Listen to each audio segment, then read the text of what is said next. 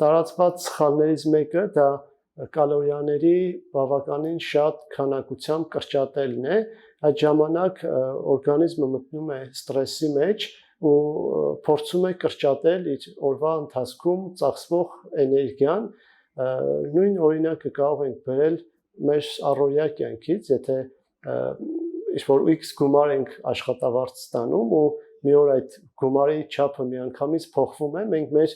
առօրյա ծախսերը սկսում ենք տեղավորել այդ փոքր գումարի մեջ, նույնն էլ անում է օրգանիզմը ու իր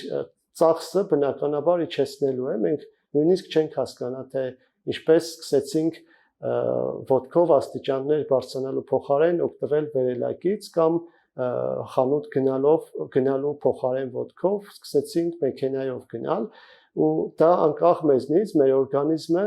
ամեն գնով ցանկանում է իջեցնել իր առօրյա ծախսերը ու նյութափոխանակությունը նույնպես իջնում է, դառնում ենք ավելի քնկոտ ու մեր կյանքի որակն է իջնում դրանից